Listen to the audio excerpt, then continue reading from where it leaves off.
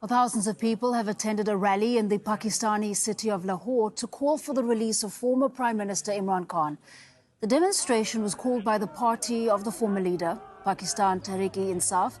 Khan's been in prison for more than a year on what his party says are politically motivated charges. Kamal Haider has more from Lahore.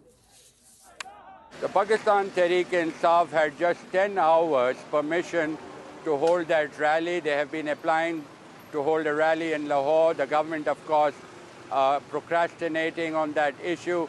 However, despite the fact that the government was discouraging people from reaching the venue, which was outside the city of Lahore, they were not allowed to hold a rally inside Lahore, despite the fact that other political parties have been holding major rallies inside the city. The PTI was not allowed that.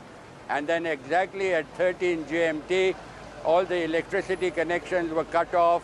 And of course, internet services were disrupted throughout the day because the Pakistan Tehreek-e-Insaf has a huge following on the social media, and that was an attempt to stifle the social media in order to discourage people from going to the venue. But this was indeed a success given those restrictions and challenges imposed on Imran Khan's party. He, of course, remains one of the most popular leaders, and the government is afraid that if he is released, they will, of course, be able to gather more strength across the country. However, the party is still determined, and it wants to continue with these protests until the release of their leader, Imran Khan. They say that the cases against him are based on frivolous charges and that he is going to be released sooner or later.